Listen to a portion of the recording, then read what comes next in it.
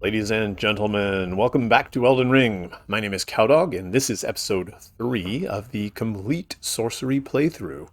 We're going to be doing Stormveil Castle, starting with Margit the Fell Omen.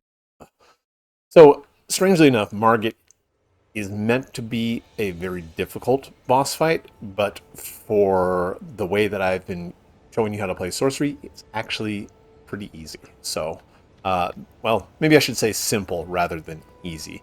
The tactic is the same thing we've been using, which is to fire a bunch of magic glint blades at the target and then run away. The main challenge here is that we have to restrict ourselves to a relatively narrow boss arena, and we have to dodge past Margit to run up and down that arena. So, a little bit of challenge there, but again, the overall strategy is relatively simple. So, we are at level 25, still using the meteorite staff, the light equipment load setup with the green turtle talisman, sporting 3 heal potions and 5 blue flasks. Wondrous Physic is stamina maximum and health regeneration in case we do get hit by anything. So other than that, let's go ahead and give it a shot, see what happens. Now, you do have Sorcerer Rogier here if you need help with the fight. He's an NPC you can summon. I believe you can also use spirits, but I may be wrong about that. Either way, you have an additional target that you can use to help you distract the boss while you run away and heal or cast spells or do whatever. So, Margit is going to basically walk slowly towards us and try to hit us with his stick. He has pretty long range on his attacks. Most of them have massive windups with delayed telegraphs. Really, it shouldn't matter too much for us. Anytime he starts to attack, we're just going to run away from him. The trick, of course, is that when he does start phase 2, he's going to add in leaping attacks, which we will need to dodge the shockwave of to get past him to run all the way to the other end of the arena so that we have more room to cast spells. Margit also throws daggers at us. Those don't need necessarily to be dodged. You can simply sprint left or right. And as I said, the main risk here is you can see there is a bottomless pit on the right and the left. You can both dodge off of those by accident, but you can also actually get knocked off of them if Margit hits you with one of his slam attacks while you're nearby. So stay away from the edges, otherwise stick to the plan. The fight starts as soon as you get past this little stick right here. There's a cutscene, which I will skip. We're immediately going to start casting Glint Blades. There's those daggers. Here he comes running. Dodge the attack and sprint away. Let your stamina recover, and then just go back to shooting, and he'll run right into it. Now, when you need to refill your magic, wait for him to do one of his attacks so that you have enough room. Here he comes charging. We're going to dodge again, and then sprint all the way back down. Here's his phase 2 with that slam attack. We're just going to keep sticking to the same old plan. Out of mana again. We're going to bait that attack and then run away. Dodge the follow-up and refill the flask.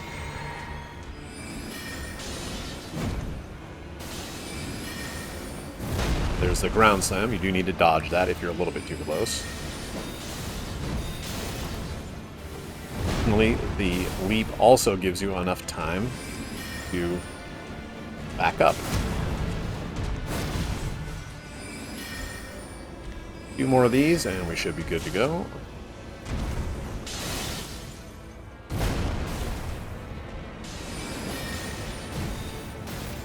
Couple more.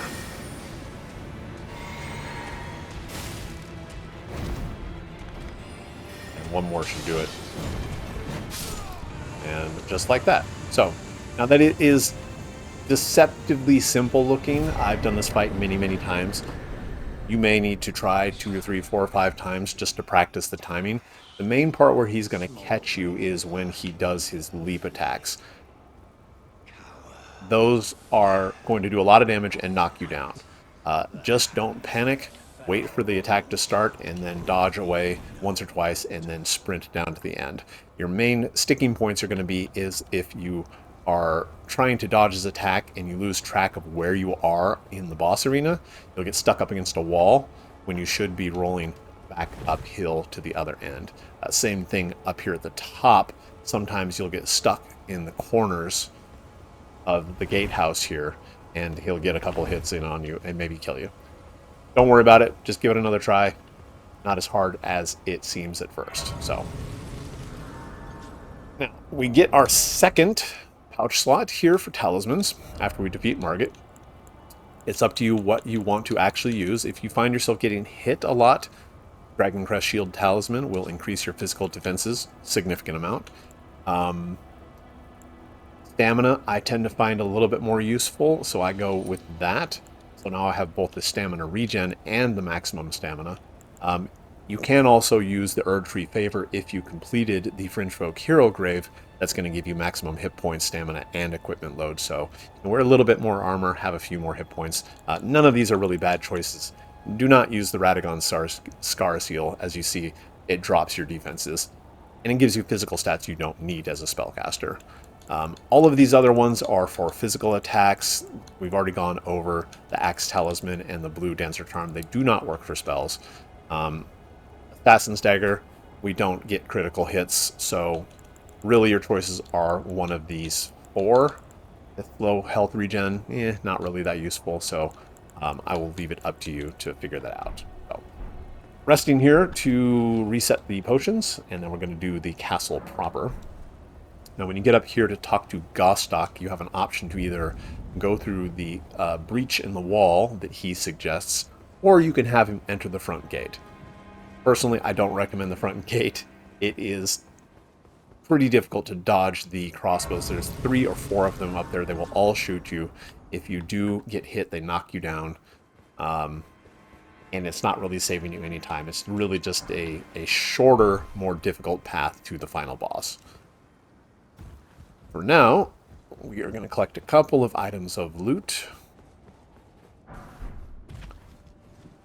And then we'll head up through the back pathway through the castle.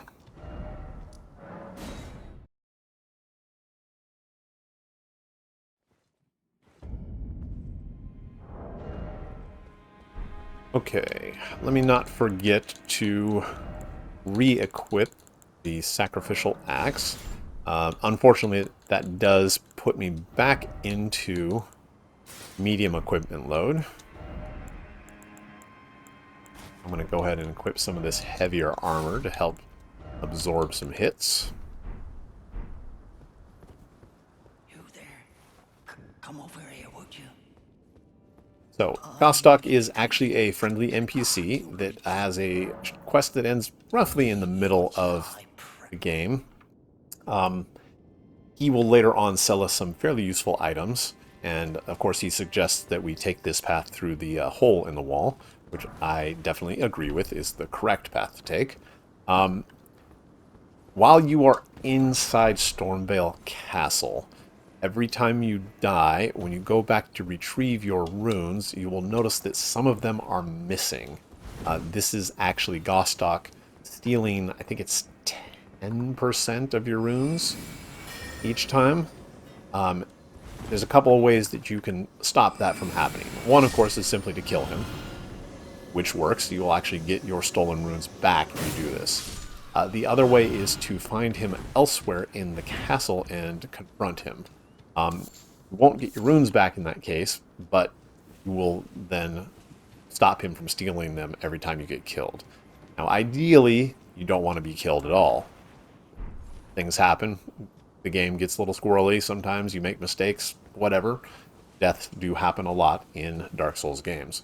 But finding him and telling him to stop is usually a good compromise. You do kind of want to not kill him.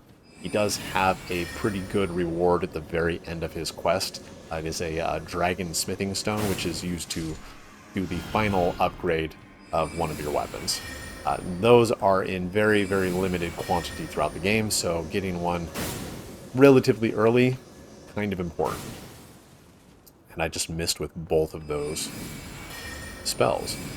Now, the reason why it's a little bit difficult for us to confront Gostock is because we have to reach him without resting at a site of grace. And on a melee build, you can do this pretty easy because if you play well enough, you don't need to use your healing potions. For us, as a sorcery build, every time we kill something, it costs us spell points.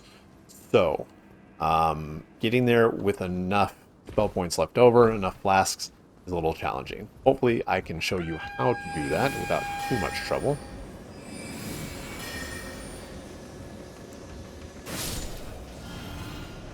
Oh, I was hoping that second one would actually hit him.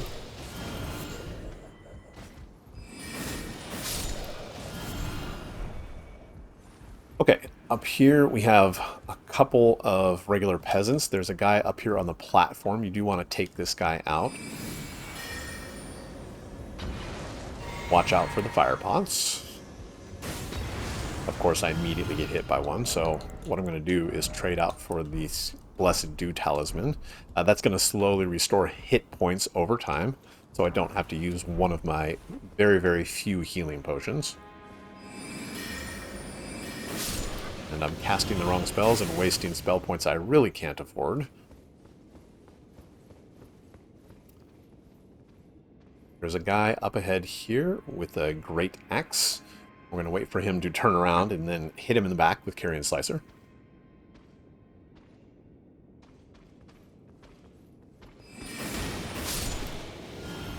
So if you remember in the last video, or maybe it was the first one, I mentioned that occasionally the flaming barrels, the exploding barrels, will be used against you as a trap, and that is the case right here. There are two guys up ahead, when you get close enough, who will throw fire pots at you, trying to catch you in the explosion. Just be careful. It's not too dangerous as long as you're aware that it is there.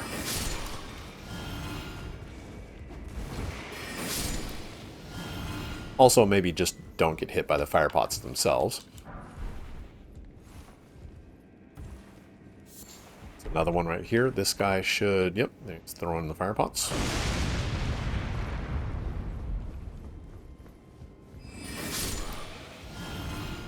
Okay, I'm going to drop a marker stone right here. Oh, it went through the floor. Interesting. Try that again. So, you can actually go back this direction. Jump up into here.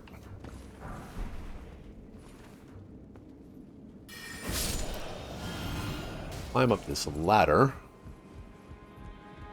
This is honestly just a way to go around the guys throwing the fire pots. You don't have to do this.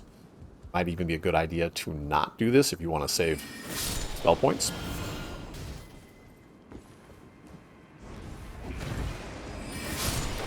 Anyway, there's our marker stone. So, in order to get the key to unlock this door down below that will let us continue into the castle, we need to defeat a banished knight. It's going to be inside this room waiting to ambush us. I recommend that you use a similar tactic to Margit. You're going to need to run away from him and use your magic glint blades. Unfortunately, the room is very, very small. This is harder than it actually sounds to do. So this is usually where I get killed a couple of times if I'm not super, super careful. But let's see if we can do it cleanly. So Banished Knights do that storm attack followed by melee attacks. Also has a big shield, so we're going to try to get him to turn his back so that the glint blades can hit him. There's that storm stomp. When he does the follow-up charge, you want to roll past him. Nice. Usually I don't do that quite so cleanly.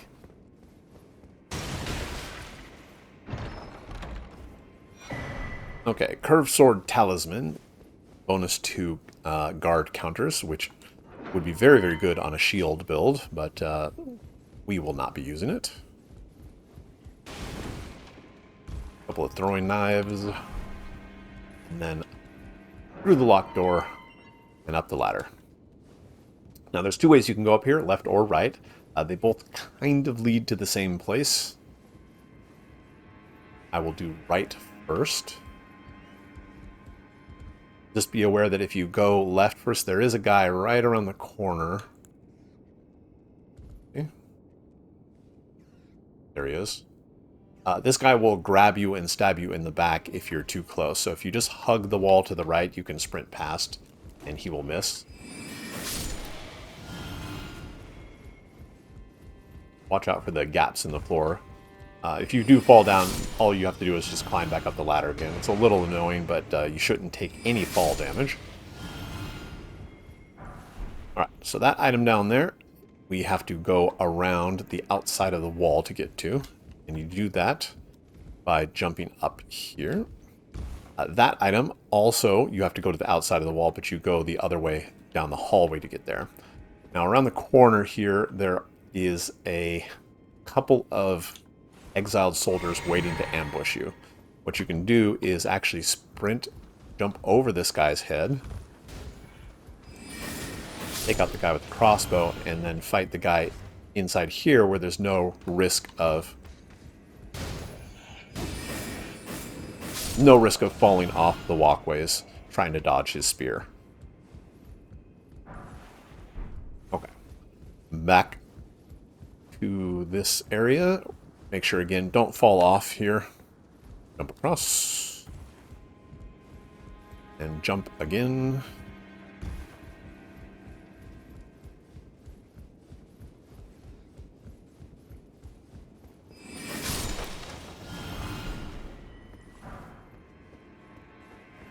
Okay, so that area right across the way is actually the starting area where there was the grafted scion, once again. We want to go up the stairs, but first grab some mushrooms. Now the place we want to go is actually right across that gap, and the way that you get there is by going up the stairs and by dropping down. Along the way, there's going to be another banished knight. This guy has a halberd instead of a shield, so we can actually just light him up with glint blades.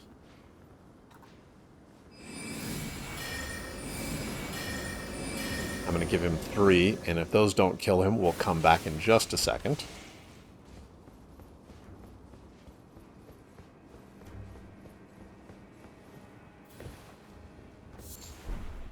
That's the item that we saw earlier, just in this area. So now you know how to get that super valuable Arteria leaf. I'm going to head back up the stairs and finish off that banished knight. Carrion Slicer. Oh yeah, he's almost dead, so we'll just... Nice. We are almost to the spot where Gostock is. We just need to get past a couple of birds that throw exploding barrels. Now there's a couple ways you can do this. You can just shoot them with Magic Flint Blade. That's probably the easiest way to do it. You can throw fire pots. You want to get the angle right. It's a pretty long throw, but that should be... Yep, so. And there's a third one over here. Now, if you have a bow, you can switch to the bow and shoot the barrel directly beneath it with a fire arrow, or you can just use Magic Flint Blade.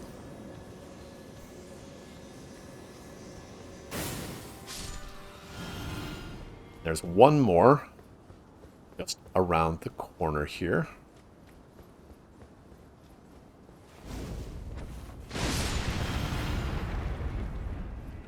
Hiding and waiting to ambush you when you go for that smithing stone. Okay, so we have 3 potions left and a half of a mana bar. So I'm going to drop down to fight the Crucible Knight. Fortunately, this guy does not have nearly as many hit points as the one in the Everjail that we already saw. Should be relatively easy to take out. Now, if you're unsure of your ability to fight Crucible Knights, it's probably worth it to actually just run past this guy to the elevator.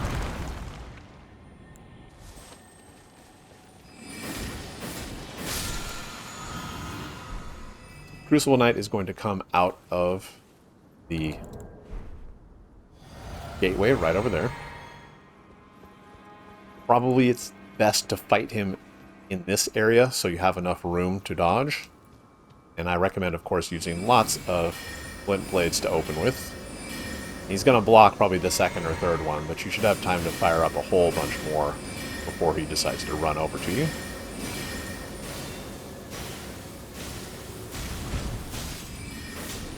Phase 2. Leap into the air. More magic flint blades.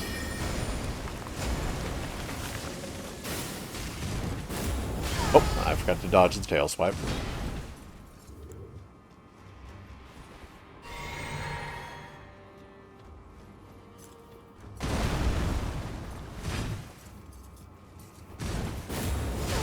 And I forgot to dodge it again. Really, really on point this time.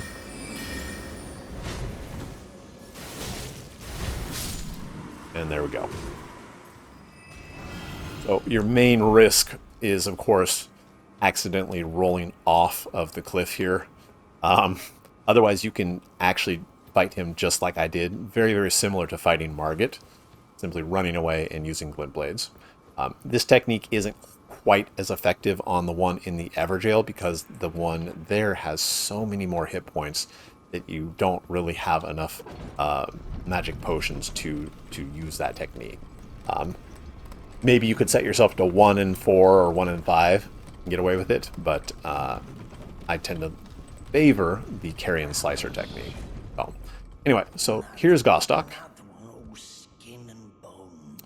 Turns out he's looting another body.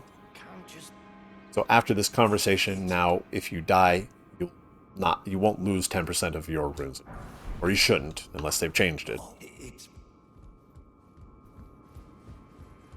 And back to rest, now that we've done that interaction.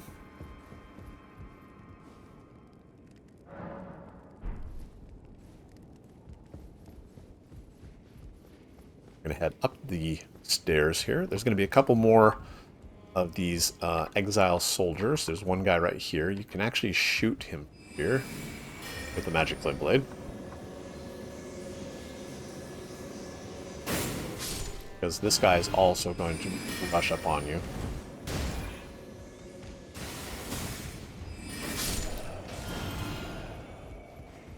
The guys with the shields are a little bit more annoying to fight because they will shield bash you and then stab you, so you'll get staggered and then they'll do a follow-up. Now, it shouldn't kill you outright, but it is damage you don't want to take because you only have so many potions. Thankfully, the Site of Grace we just unlocked is relatively central. You can kind of get everywhere from here. Sometimes there's a guy with a crossbow right here. If he's not already right here, you're going to find him over here behind this piece of wall. Just don't let him ambush you. This guy has a horn. He will sound an alarm if he sees you, and then these guys will wake up and chase you all over the place. So you want to crouch and sneak up on this dude. Carrion Slicer once again.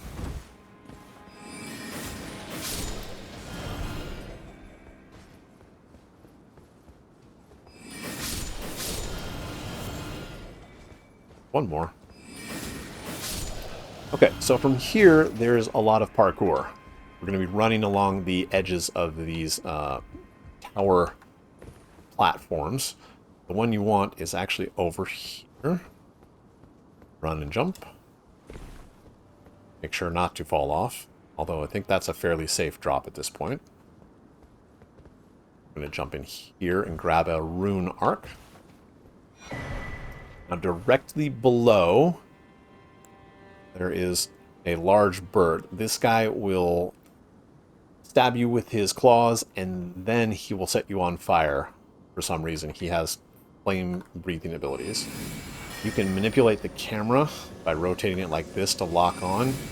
This should let you shoot him with some flint blades from above, so you don't actually have to fight him.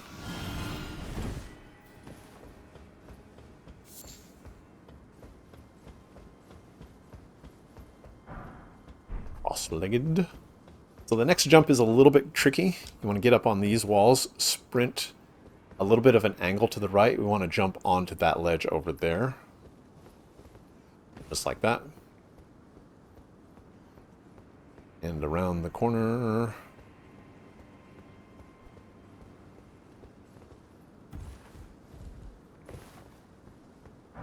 Smithing stone 2. We've got a whole bunch of these so far.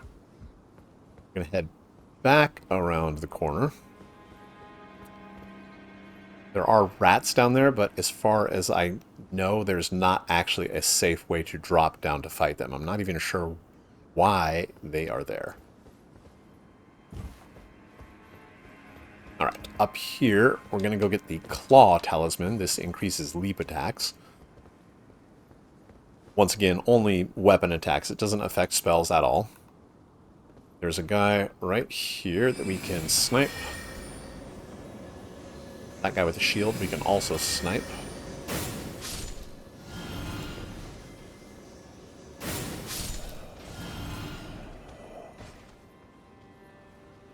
Sneak up on these guys. Slicer. So far, so good. And then the Claw Talisman is actually up this ladder. Now, there's a bunch of birds up here. You can take some swings at them if you want to get some feathers and a little bit of runes, but they're not critical by any means.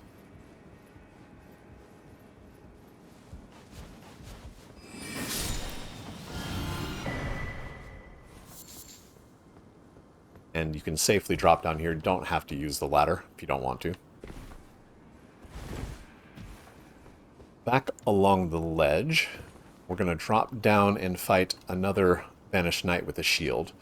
This guy we have way, way more room.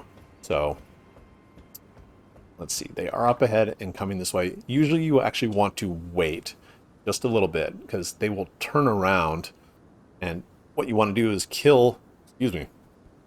You want to kill the guy behind with the spear first so that you only have to fight just the knight. Now, again, if you try to fight on this walkway below, you can see there's a bottomless pit on the left. You probably don't want to accidentally fall down there. Unfortunately, they turn around just before they get in range, so you can't simply stay up here and tease them. But if you are patient, just wait for them to patrol up into that next area where you can safely dodge around without accidentally falling off the cliff.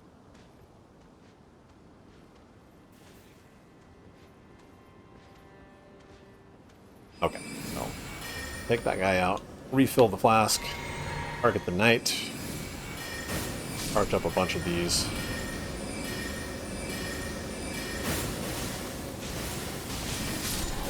Overkill is better than not hitting him enough, trust me. Alright, up the ladder. We got a couple more pretty easy jumps.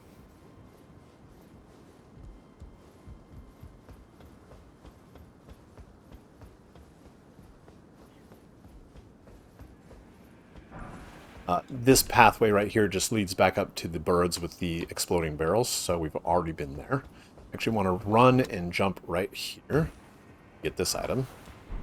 If you don't want to do that jump, you can actually just go back around to the ladder and then drop down more easily from above. Here we have Sorcerer Roger. The pleasures I'm looking when I'm not hot but enough about this place. Not exactly. I see you can see it. Well, I'm tiny, but still, I'm privy to. Would you care to learn as a fellow? So he sells some magic-based Ashes of War. So if you're tired of using Gravitas on your backup weapon, just use one of these. I recommend... the spinning weapon's kind of garbage. I'm going to buy it just because it's the only ash you can actually put on a staff. Carrying Greatsword, pretty fun to use. Glintstone Pebble, we have better spell versions of that, so I would not recommend it. Carrying Greatsword's really your only choice here. Now, Spinning Weapon is, however, very, very good for scythe weapons, and I believe halberds you can put it on. Greatswords too, if I'm not wrong. Anything with bleed that you can put Spinning Weapon on instantly becomes super, super good. Alright. Snipe this guy. Just for free runes.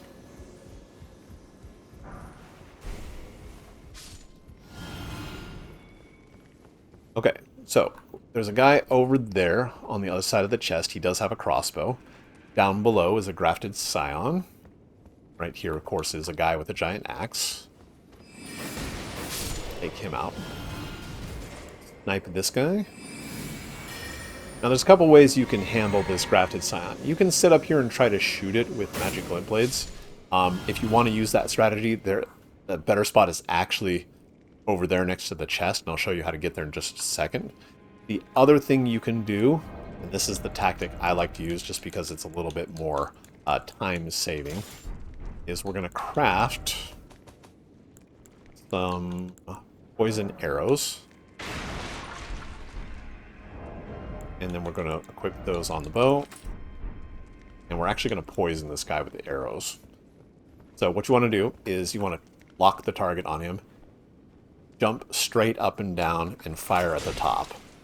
If you do any forward momentum, you risk actually jumping over the railing and falling down to have to fight him. Now, it should only take about 6 or 7 arrows, and then you can simply go back to your business of exploring the castle, while that poison eats away at his hit points. This method also saves some spell points, because you need them for guys like this.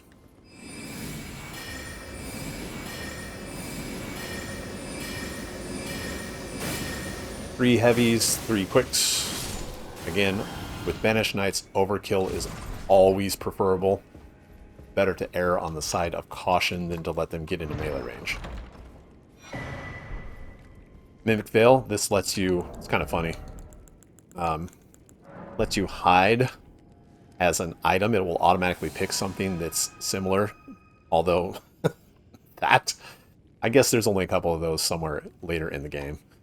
You can even move around and reposition yourself. So this is a common fun tactic to use when you're an invader or something, or if you're trying to hide from an invader. Alright, around the corner there is a soldier. I'm actually going to hit him twice, just kill him off. There's another one right here. He's actually going to run up and investigate. Find out what happened when we killed his friend. Now, below is where the Grafted Scion patrols. You can see his health bar there in the distance. You can actually go down here and snipe him if he's close enough. In fact, what I might do is take out these.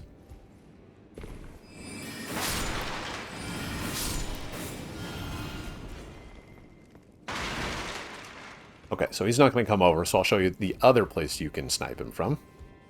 And that is from the other side of this locked door. It does not open from this side. You have to go back through here.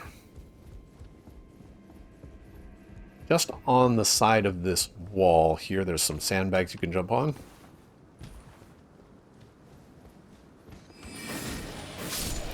Take that guy out.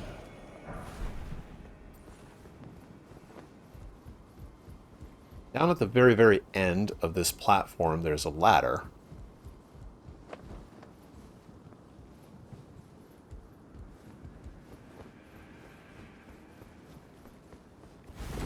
Up here. Take that guy out. So this is the other side of where we shot the guy with the crossbow that was on the other side of the chest. And there is the Grafted Scion. So you can poison him again from here if you want. Or you should be able to get him with glint blades. Sometimes he hides underneath the platform here, in which case, yeah, that's a bad angle. So I'm going to head back around to that platform.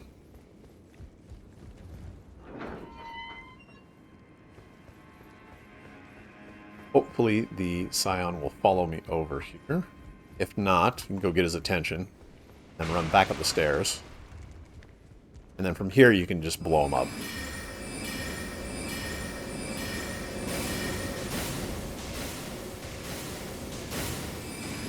Alternatively, if you really want, you can fight him with Slicer, but usually it's not worth the effort. We have ranged combat, so we are going to use it to our advantage at every possible opportunity.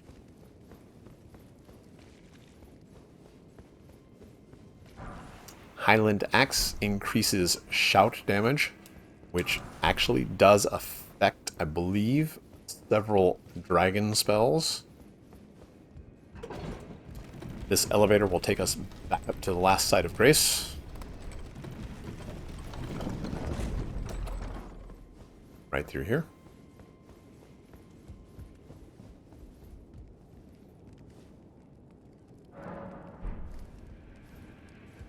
And thankfully, the Grafted Scion actually does not respawn. Once he's been killed, he's out for the count.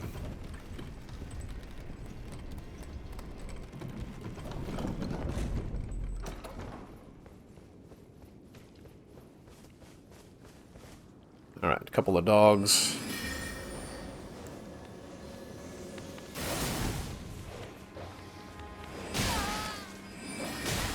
And dogs being annoying dogs.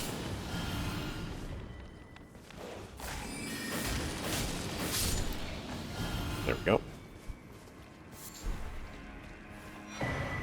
Crimson Hood. So, equipping this, not only does it actually look kind of cool, while you have it equipped...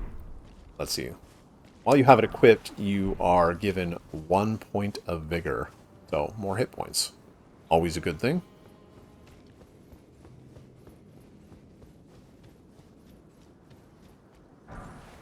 Somber Stone. So, inside this room, there are a couple of guys with great axes.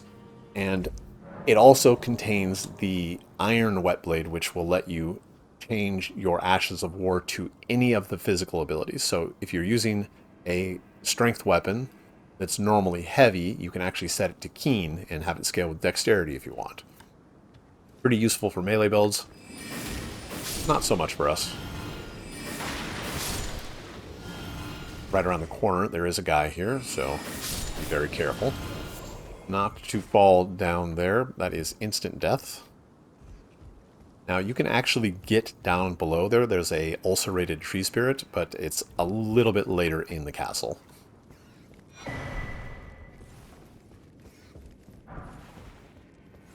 Misericord. Very, very good if you want to weapon swap in order to get critical hits. An elemental affinity like lightning or fire damage is usually recommended for more damage on your crits.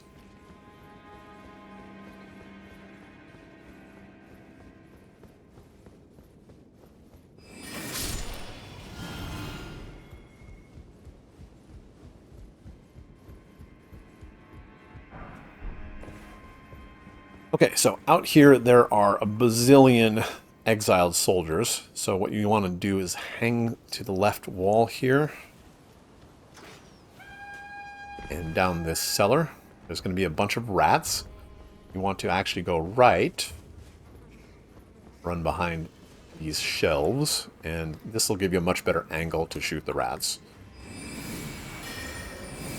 Looks like one of them noticed my presence, so I'm going to have to take him out with a slicer.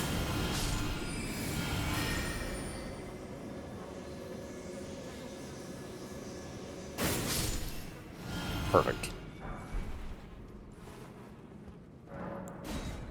Use some more of those stone sword keys we bought at the round table to get access to the Godslayer prayer book and the Godslayer seal for God slaying, believe it or not, incantations. Alright, so at this point I've got a little bit of a detour to take. I'm going to set... I can't use a marker stone like I normally would because they disappear if you fast travel, so I'm going to drop one of these here, this blue beacon, and we're going to come back around from above. This requires Going back to the rampart tower. Running out the door here, and what I'm going to do is, you can see how these two tiles put together kind of point towards that roof over there. I'm going to sprint and jump off. Good land right there. Head over across this roof. Make sure you jump. There are some gaps here you can fall down.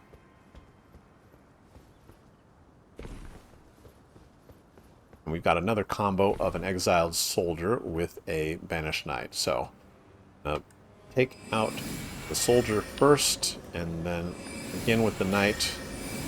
Maybe try to be a little bit more mana efficient here. 2 heavies and 3 quicks. Perfect. Cross the bridge.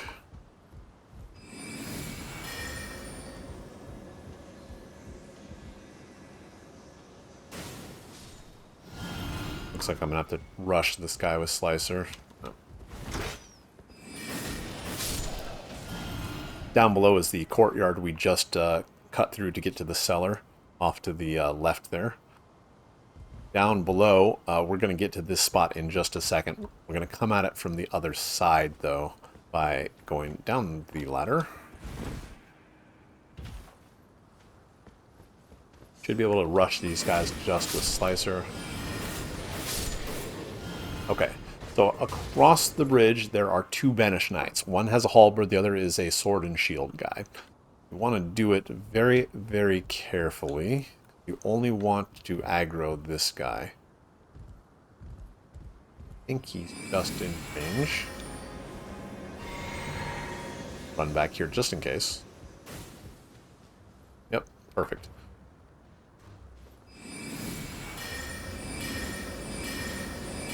Hopefully those take him out. One more. Nope, I missed.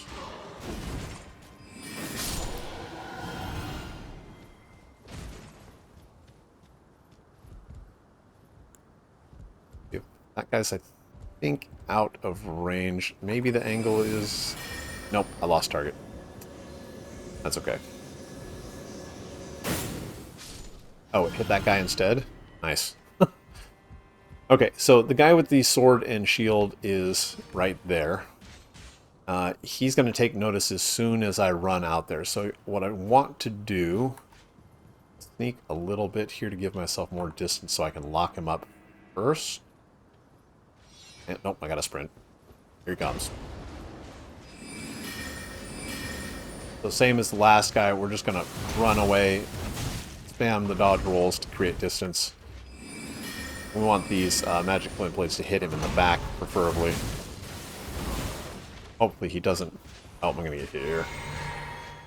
Hopefully he doesn't do that storm charge crap.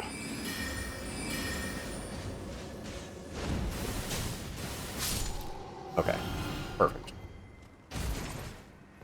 Now, ideally, what you want is to take these guys out that are manning the crossbows. This guy you should be able to hit from right here. The other one you may not be able to hit at all. The angle is just really, really bad. So there's 2 ways you can do this. Let's see, how can I do this from here? You can get out a bow. Let me show you that method first. So get out your bow, and you're going to be using regular arrows.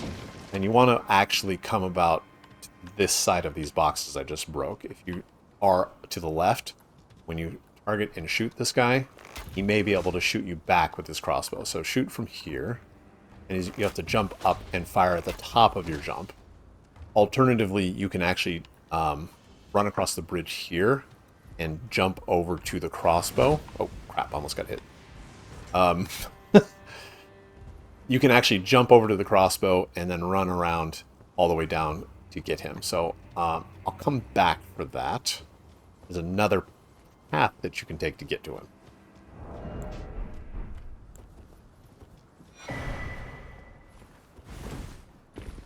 All the way down here. I should really, now that I think about it, clear off these markers.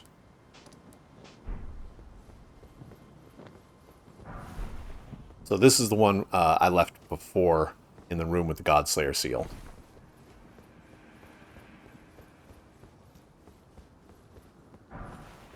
Down below, we have all of the crossbows. These are the guys guarding the front entrance to the gatehouse, where we first entered the castle.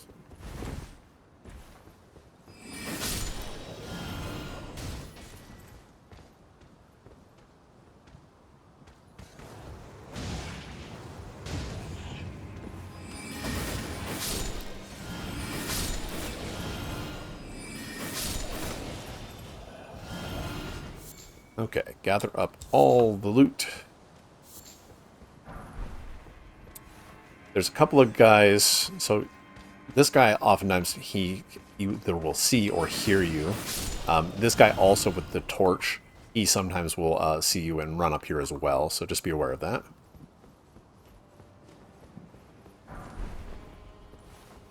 And you do want to be careful about your magic potions, your refills, because will be tempted to rest at this site of grace up ahead that I'm going to show you.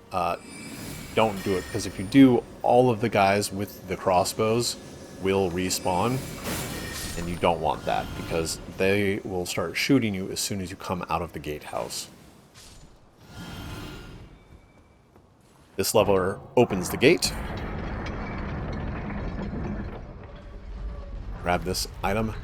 Probably best not to even activate this site of grace now that we've got the gate front open. If you do get killed, you can always just respawn right outside the gate. Ideally, you don't want to die at all, of course. But things happen. And here's Gostock again.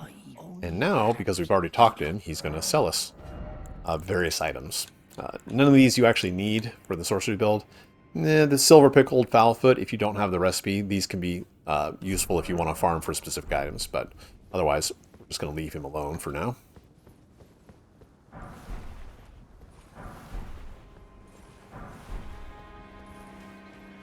Okay, up ahead we have probably 10, 11, 12 exile soldiers. Lots of guys with crossbows, mostly.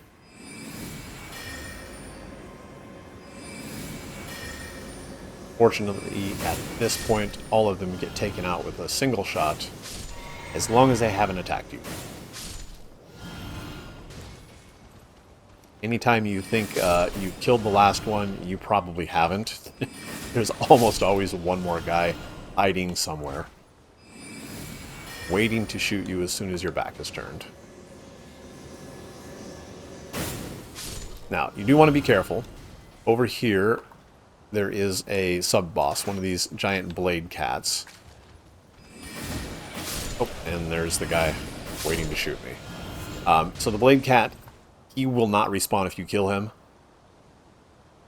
You can fight him with Slicer if you want. He jumps around way too much to use Magic Glint Blade, but I will show you the easy mode to fight him here in just a second, after I kill these guys.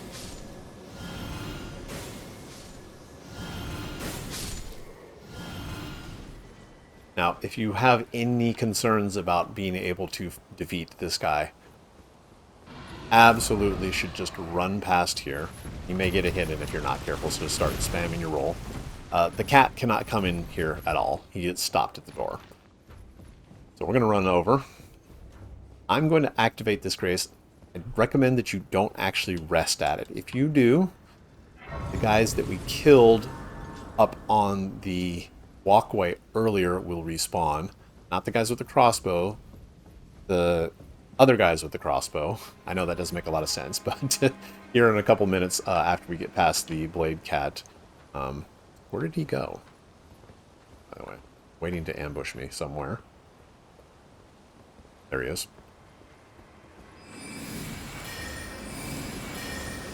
So you can absolutely cheese this guy by getting his attention and drawing him over here and shooting him from here where he can't actually reach you. Now he's going to jump around a bunch, which is annoying, but you may want to run in and out and use Slicer instead. You can fight him legit, but it requires spending some time to practice and learn the moveset. And I'm doing a very, very poor job of this, by the way. Oh, screw it. I'll just go fight him for real. Alright, usually we want to wait for him to jump. Or do his 1, 2, 3 bite. And get some slices in.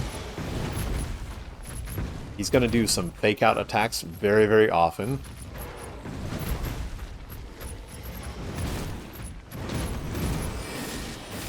As you can see, it's best to wait for him to do the triple bite. There's that fake out attack that you can punish very heavily. If you have any trouble, just use the cheese method. Definitely easier. So, what did I mention earlier about the guys that you don't want to respawn? These dudes up here will throw fire pots at you.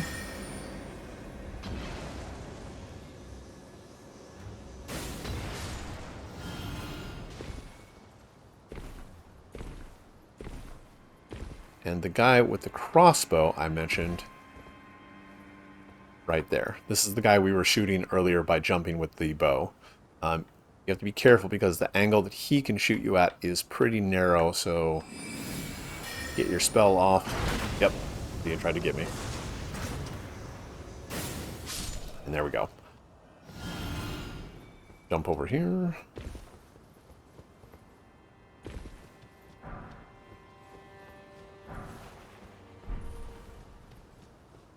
Now, if you don't want to deal with any of this, you can actually just go back to the rampart tower and then do the jump across the gap and then simply drop down from above. Or you can take the elevator and then attack all of these guys from behind. So I'll show you that in just a second, just so you can see where all of this ends up putting you.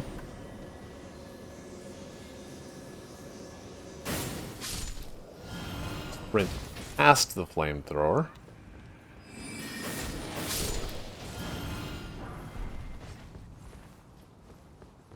Okay, so I'm going to drop a marker so I can show you where this is in the courtyard. See that blue glow there? So if you don't want to deal with any of this crap that I showed you with the blade cat or the crossbows or any of this parkour junk that I just did, you can just go back to Rampart Tower and take the elevator down.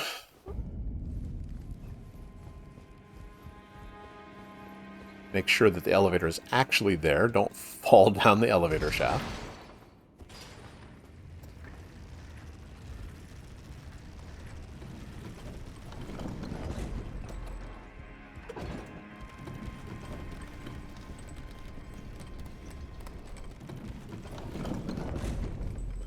This is where we fought the Grafted Scion, of course.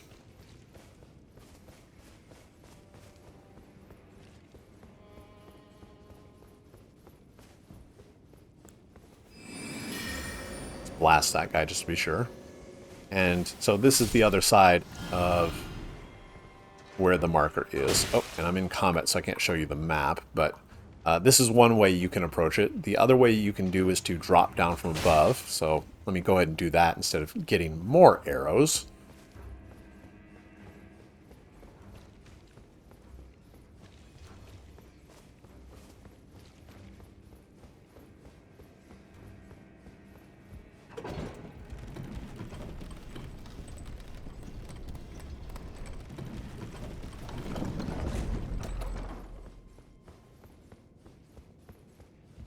Back to the site of grace. You come out here and run and jump off. Drop down onto the wall, and then from right here. So this is almost the same place we were just looking at where these guys were shooting at us. This angle is just a little bit better, because now you can sneak up on all of these guys.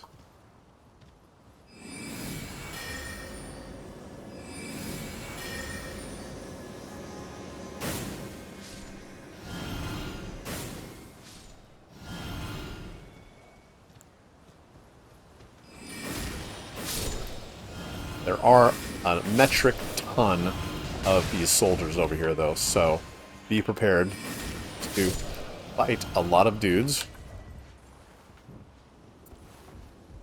There are exploding barrels you can take advantage of. There are lots of guys behind flamethrowers, so you want to take out the dudes from the back first. If you get too close up here, there is a omen. These are large ogre-looking dudes with very large swords. He also has a dog that can attack you as well, so make sure you don't aggro him until you're ready to fight him.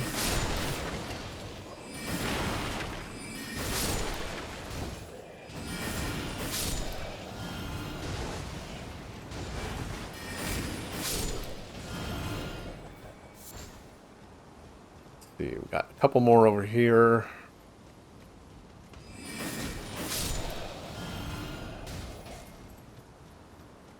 Now, you don't actually have to kill all these guys, but there is a lot of loot here, including some runes. Any equipment they drop.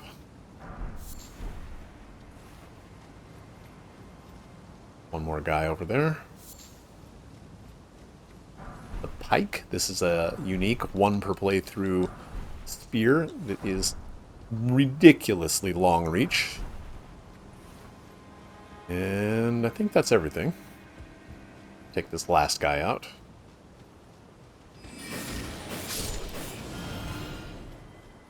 Okay.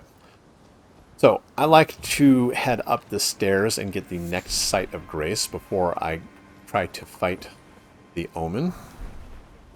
There's also another one of those large fire-spitting birds over there.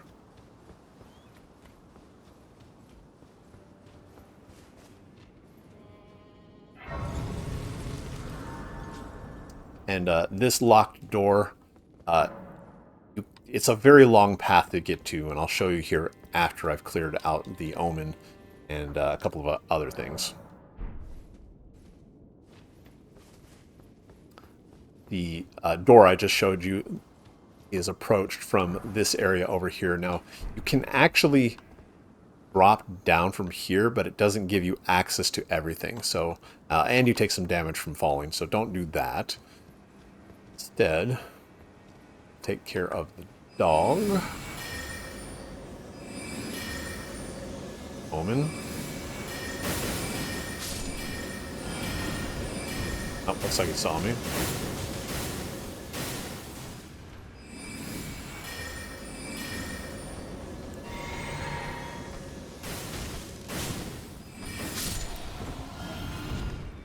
Okay. So we have one of these statues with the glowing crack in it. In order to break that, the omen is not actually big enough. You need to bring a troll down from the pathway above. So it's a little bit of a convoluted path, but I'll show you how to do it.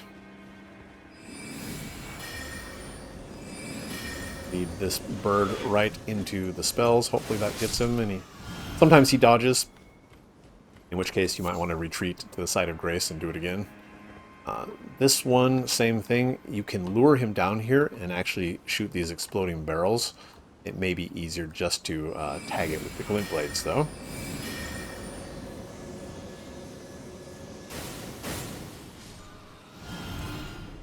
Alright. You want to roll through here and clear out all of this destructible garbage, because we're going to be running back through here on our way with the troll chasing us, and you don't want to get stuck on the terrain if you can help it. Let's see, not going to be able to get there. Go. Warhawk's Talon, that's a kind of an interesting straight sword with a special R2 attack. You swing with it, it does this. Double swing, it's kind of nice. Dexterity-based straight sword. Be proud. You're a fine warrior. Your only mistake was your choice of master. So, Nefeli Lu, this is a friendly NPC. Do not attack her. She is also part of Gostock and, what's his name? Kennethite. These three are all kind of tied together. Nefeli Lu will also help you against Godric if you do not attack her. Alright, destroy all of these. Grab the golden seed. I always want more of those. Okay, so up ahead there are 2 soldiers and a troll. We want to kill the soldiers and get the troll to chase us. Fortunately, he does that on line of sight. Once we've got his attention, we're just going to run away. We're going to run all the way back to that statue with the crack in it.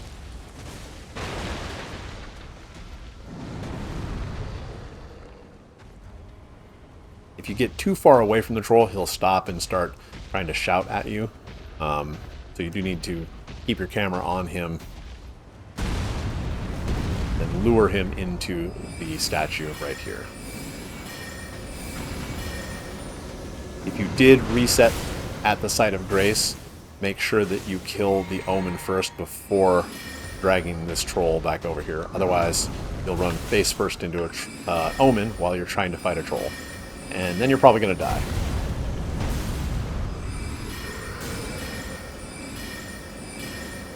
Watch out for the big ground slam. This guy does have a lot of hit points for some reason.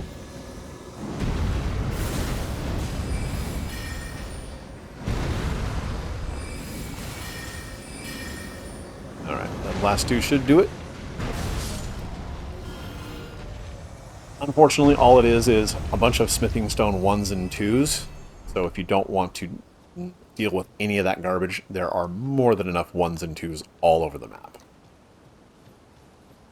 Speaking of the map, we have another painting puzzle. Prophecy painting. This location is right here. Get that in just a sec. We got one more item to grab before we go get it.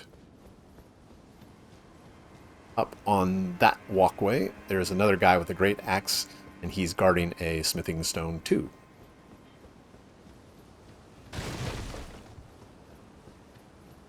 Hiding right there on the other side of the barrels.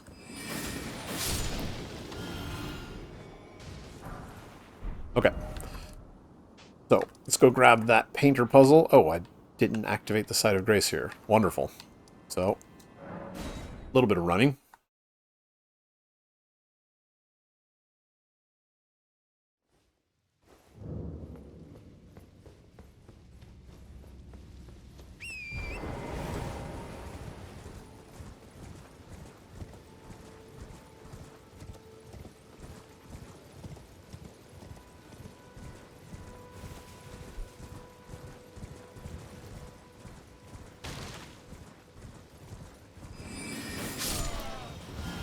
I always like to kill those wizard guys with the staff, because sometimes they do drop their crown helmet. Okay. Actually activate the site of grace this time. Somehow I missed it when I came through on Weeping Peninsula. But the painter puzzle is right here. And he drops an ash, a spirit summon ash, for the large birds that we've been fighting all through Stormveil. Alright, back to lift side chamber. So now I'm going to show you how to get to the other side of this door.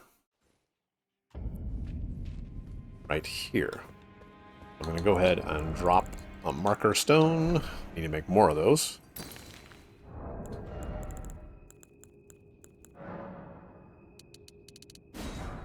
Okay, and then we're going to come back around. So take the lift. Again, make sure the lift is down. Don't fall down the elevator shaft. Gravity is one of the greatest killers in Dark Souls games.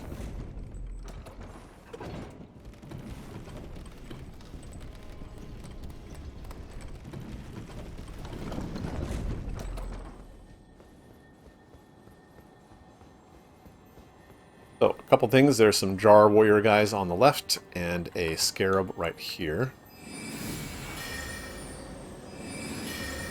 Take their Scarab first.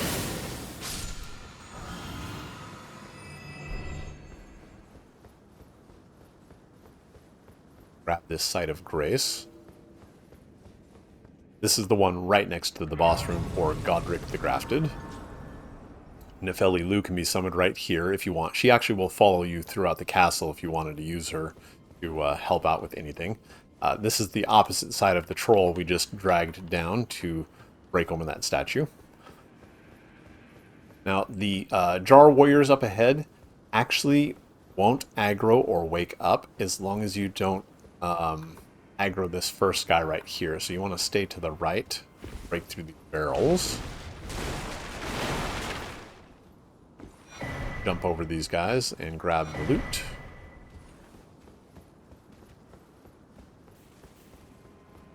And to get to the other side of that door, we're going to run along this pathway and jump over onto this little ledge right here. Oh. Jump again. Might take a couple tries. Now, there is another Banished Knight and an Eagle here. Up to you if you want to mess with them or not. They actually don't have anything that's worth a damn, except the off chance that they might drop a piece of the Banished Knight armor. I'm going to go ahead and just light him up. And nope, nothing. Piece of cheap loot.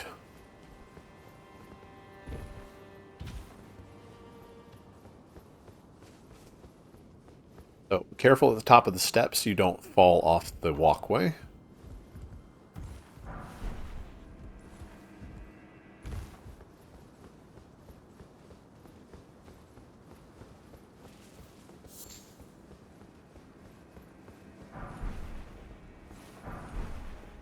More smithing stones. So many smithing stones.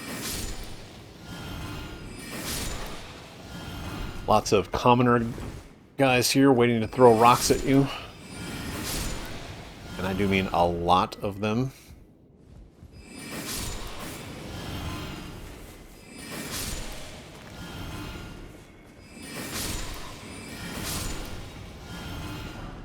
Alright.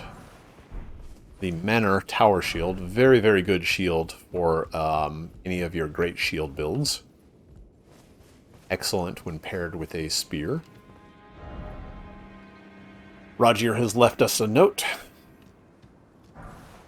And a Smithing Stone 3, one of 2 that you can get in Stormveil, letting you upgrade your weapon to a maximum of +7. Right here, by the way, to get this item, don't push forward and jump. You will actually fly off the cliff and die. Simply jump straight up, and while you're in the air, tap forward, and you'll land right on the ledge.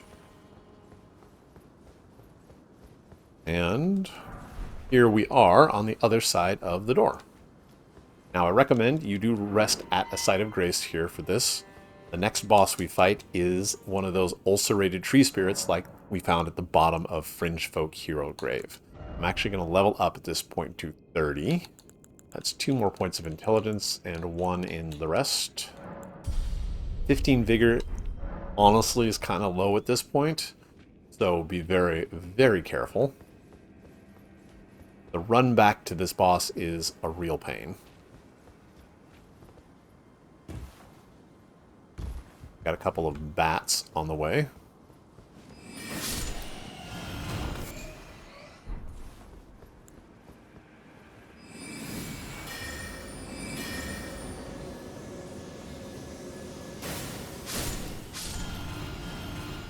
And some more parkour.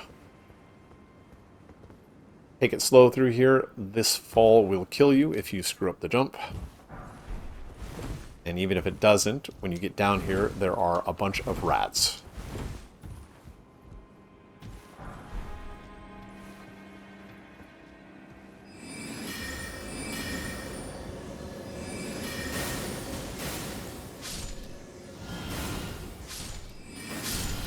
One more big rat.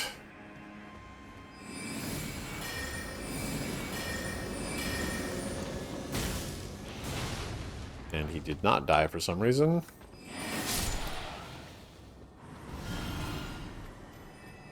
We've got a scarab just around the corner here. You can just run him right into the wall here and just slice. Okay, Now down below, yet again another ulcerated spirit.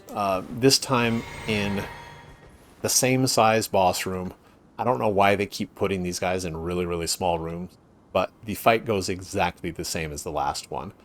I don't think there's a spirit you can summon through here, so you're going to have to deal with the challenge of the fight, and as I said, the run back is a pain. You have to come from all the way above.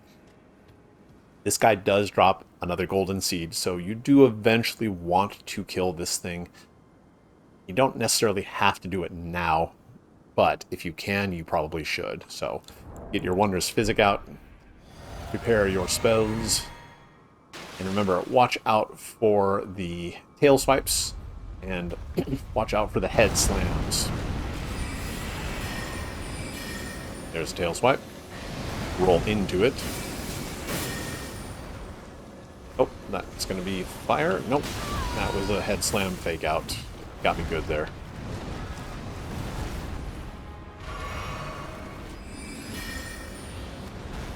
Now this guy will clip through the walls a lot for some reason. There's the fire. Same thing at 50% also. This thing will do the explosion, so be prepared for that. Leave yourself some room to sprint away if you see that charge up start to happen.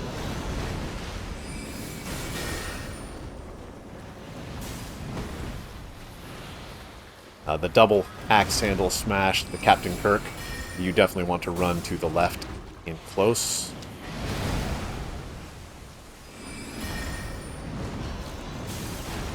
Wait for attacks to heal your potion up. Oh, and there's the charge up. Run away, run away. Watch for the fire that comes out of the ground.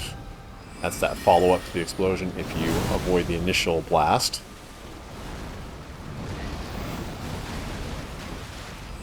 I'm getting a little bit cramped here, so I'm going to move back around to give myself more space. Another explosion. This time, watch for the fire on the ground. Nice. And speaking of fire,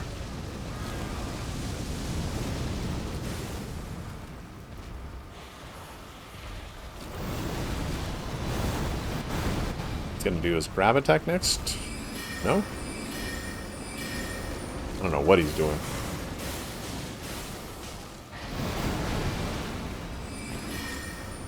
Couple more should do it here. We're almost done. Just gotta wait for a safe time to fill the magic points. Watch that second head slam.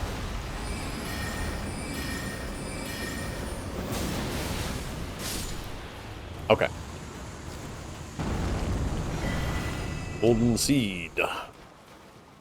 As always, anytime you have trouble with the fight, just come back later at higher level. That's usually the easiest way to deal with it. Now, I don't recommend you use Rock Sling against this guy, even though it does more damage and will create more stance breaks. The cast time on Rock Sling can be fatal against that guy. You will start it and you will get smashed before you finish the spell unless your timing is really, really good. Okay. Little cutscene there with Roger. Don't climb up this ladder. It is a complete and total waste of time. It just goes upstairs to the room nearby where we got the Crimson Hood. There is nothing up there. There is no loot. It is literally just there, I believe, for multiplayer in case an invader wants to sneak up on you or the elevators get stuck when he gets summoned down here. So just don't waste your time. It's stupid. But next up, we have Godric the Grafted. Finally, the final boss of Stormveil Castle. The fight goes exactly the same as against Margit, only it's less dangerous. I will say that Godric has more ranged options to use against you. Other than that, I guess the Fire Breath attack in Phase 2 might be a little bit more dangerous, but it's very similar to the Slam that Margit uses. Again, if you have any trouble, you can use Nefeli Lu here. She will help you during the fight. But the tactics we're going to use exactly the same as we do with everything else. We're just going to run away from him constantly, shooting these magic lid blades. Here we go.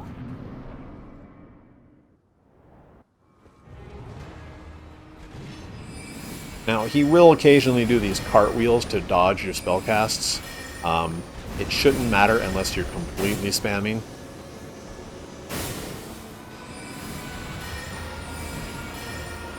There he goes, another cartwheel. Sometimes he will shoot whirlwinds at you. The timing on that is exactly the same as... Oh, here we go. Nope, he's going to cartwheel. If he cartwheels close to you, you just sprint behind him to his butt. And he will completely miss without you even having to dodge. What I was starting to say earlier, if he shoots the whirlwinds at you, then the timing is exactly the same as the exile soldiers who have been shooting at you. So, 1, 2. Now in phase 2, he adds fire to all of his attacks. The timing on the whirlwinds is very slightly different. And, of course, he's spitting fire everywhere. So initially you can just run away. People need to jump over the fire. But otherwise, we're going to keep doing our magic blade blades. So as I said, the timing is a little bit different on the fire whirlwinds. I screwed it up there. Again, if he breathes fire, just run away and then jump over.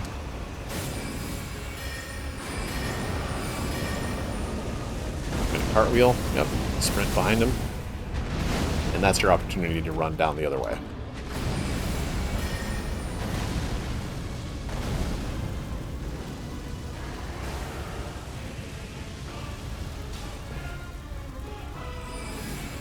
And we're back to Magic Link Blades. Wheel again. Nope, here comes the fireballs. 1, 2. Okay, so this one you need to run very, very far away from him and just wait until he's done spamming. Get close so we can get him to a cartwheel so we can get behind him again. Yep. A couple more of these should be good to go.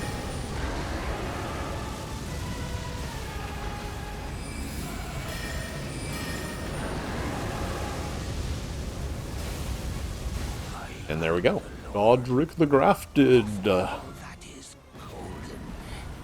And one day we'll return So, together, hopefully this gameplay style is, bathed in rays of gold. while it looks easy, it is engaging because you do have to do what I said at the very, very beginning of the video in number 1. You're controlling the distance to the boss. You're staying in control of the fight, not panicking, not getting up close. Even when you take a hit, just rely on your ability to stay back and heal and then make that calculated decision when to start casting again. This is most of the fights in the base game are similar to this until we get our hands on Night Comet, in which case things change up a little bit, but hopefully you're having fun playing Sorcery at this point. Very, very different style of play than the close-up melee range that you do with your swords and axes and stuff. So, okay, now that we've defeated Godric, we have Gostok. He shows up here in the background. Godric, the Grafted Body, has already been looted to hell. All that's left is a little shriveled up piece of him. You do want to completely exhaust Gostok's dialogue. He still sells the same stuff. After you look at his inventory, talk to him again, and then again. Just make sure you don't leave anything of his dialogue behind, because that will stop him from moving to the final stage of his quest. So, I mentioned in Weeping Peninsula that once we defeated Godric, I would show you how the walking mausoleums work. So, let me go and do... Well, let me go to Round Table first. That's the first step.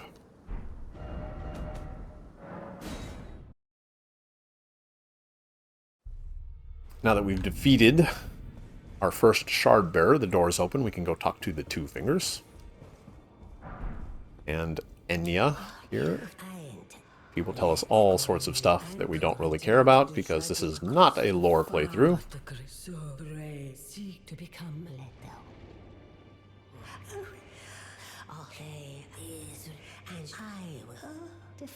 So, when you have a remembrance, you bring it here to this NPC, and you receive the power of remembrances.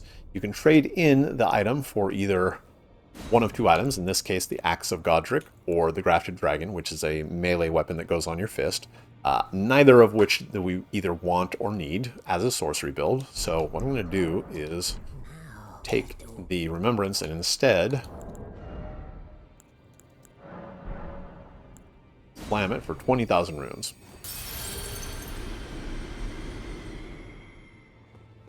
Now, you can then go to a Walking Mausoleum, or if you picked one of those two loot items, the Axe or the Dragon Fist, and then you can come here to the Walking Mausoleum to get another remembrance.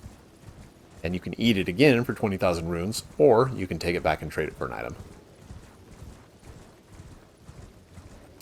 Keep in mind, there are more boss remembrances than there are Walking Mausoleums. So don't use this unless you absolutely are sure you want the item. So now you can see here, you can pick this and duplicate it. I'm not going to because I want to save this for other items later on. So that's how that works. All right, back to Roundtable.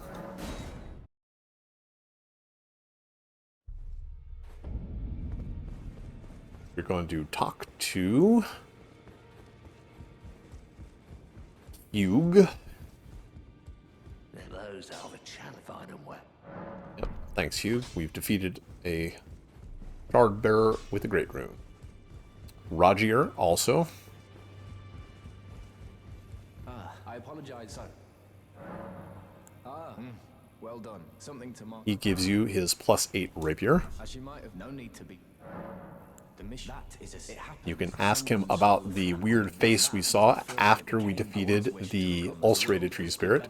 I don't believe he'll have this dialogue if you don't beat that. I'm not actually 100% certain about that, but hopefully that boss did not give you too much trouble.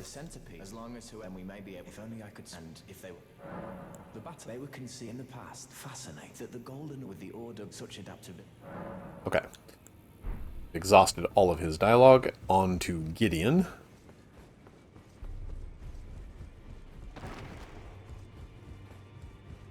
You then, just as I am known as a tarnished, I am you now belong. You then, as your the inheritors, we of the Godric, the general. He tells you the locations of 4 of the Shard Bearers, and if you want more lore information or where to find them, you can just do all of this dialogue. I'm not going to go through it. It's not required. The Academy, Renala, her beloved, the great. Alright, Nefelilu. She will give you the Arsenal Charm, which increases your maximum equipment load if you're wearing it. I wonder if he's in his study. If you haven't already, Father isn't, I'm sure, talking. Isabel, I'll see you again. Make sure you do talk to her until she says, I'll see you again, where. That way, the next time you see her, she will have moved to her next spot in her quest. Okay, also, I'm going to take those 20,000 runes I just got, and I'm going to buy all 5 of these rune arcs. Once you've talked to Nefeli, you can come back to Gideon. Well, ask about her. I took her in, though, I mean, so I put it to do not hesitate. Alright. Now, Great Runes, each one of them has a special power that you can do. The way that you equip them is you go to any site of grace, then you rest, and you have a new option down here, or... oh, you need to activate it first. Let's go ahead and do that now. We're going to head back to Stormveil Castle, to this Limgrave Tower Bridge site. I'll have to fight a couple of golems, or alternatively, run past them.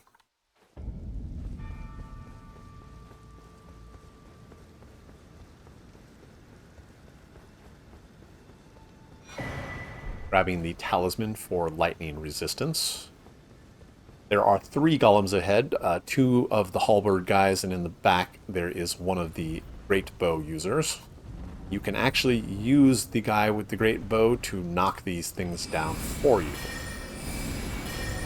A little bit risky, but once it gets up, it will start shooting, and it will always shoot at you.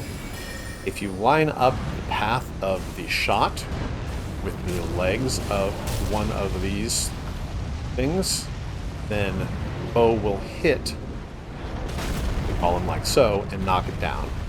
Now, if you had a melee weapon, you would use this opportunity to shoot, to stab the golem in the chest. Since we do not have a melee weapon, we're just going to keep shooting with our flint blades. Now, golems will also hit each other with their attacks, so you can use that to your advantage as well. Just be careful that you don't catch a stray arrow while you're doing this. If you need to, you can always completely run away back to the site of grace. So you can see he knocked himself down with his buddy. Oh, and I timed my dodge wrong. Right, so that's one down. Hopefully this one will get hit by the arrow. Nope. Get right up underneath him and use the slicer though.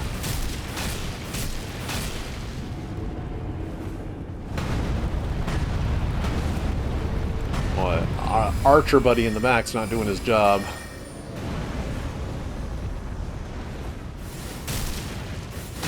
See if that one will do it.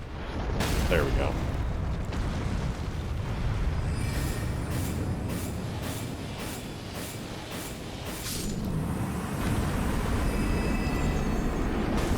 Okay, and getting to the archer is simply a matter of hiding behind the pillars and blocking the line of sight.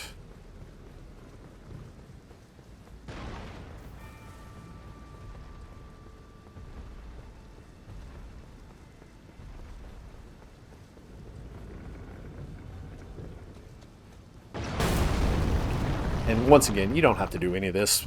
You can just run past these guys to the teleporter.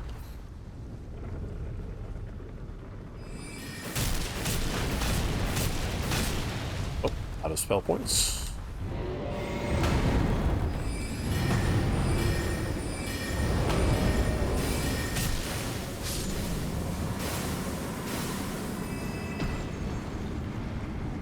Okay.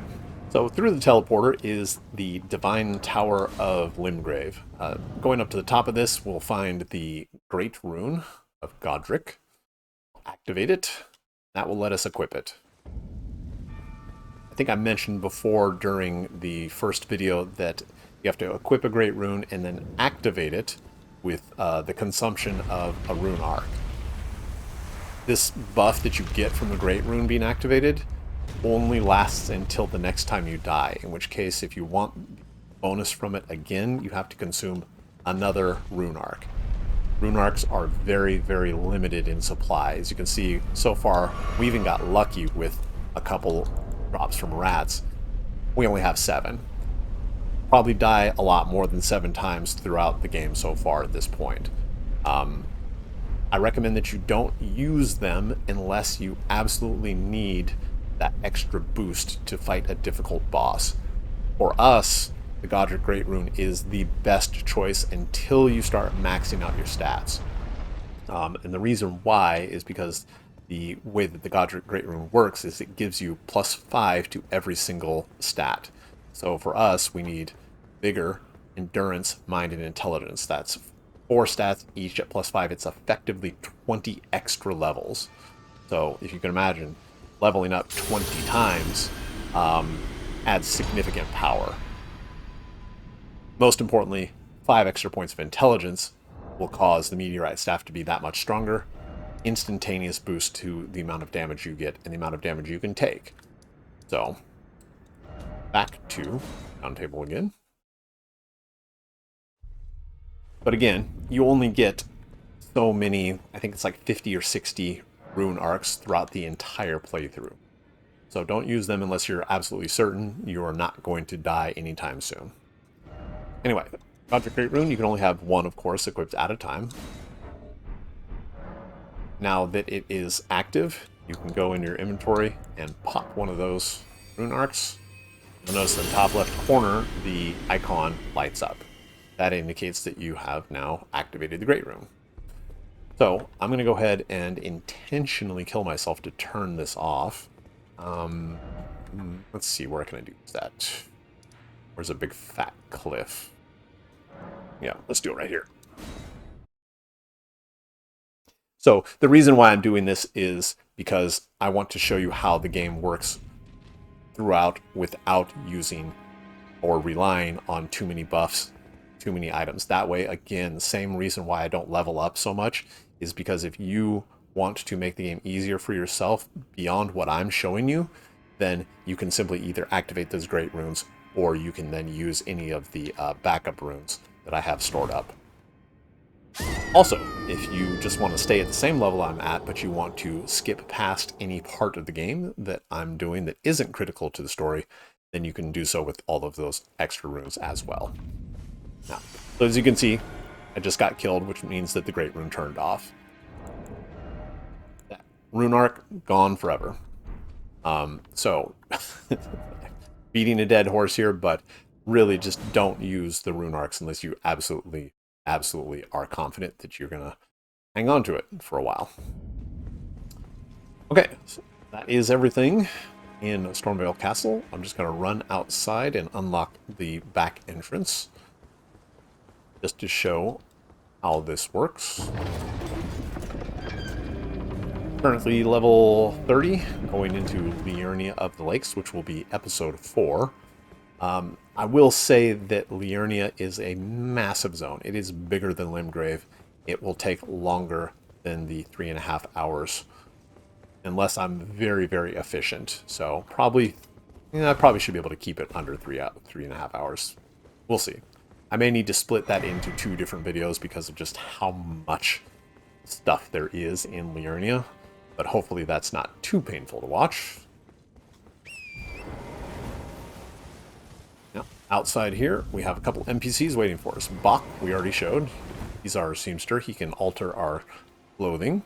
And the new NPC is Hayeta. This is actually not Irina from Weeping Peninsula, believe it or not. Looks exactly the same, has the same clothes. There's lots of theories about what this is, but technically it's not the same NPC. Anyway, hopefully you enjoyed that, learned a couple of things, saw where all the secrets are in Stormveil. I'm going to go ahead and mark these as done. Margit the Fell Omen, done. And Godric the Grafted, done. So, episode 3, all finished and clean. Next time, to Liurnia, where we are going to get more parts of our sorcery build and magic damage. A lot of our upgrades are up in this zone. So, as always, my name is Cowdog. I hope you enjoyed it, and I will see you in the next one.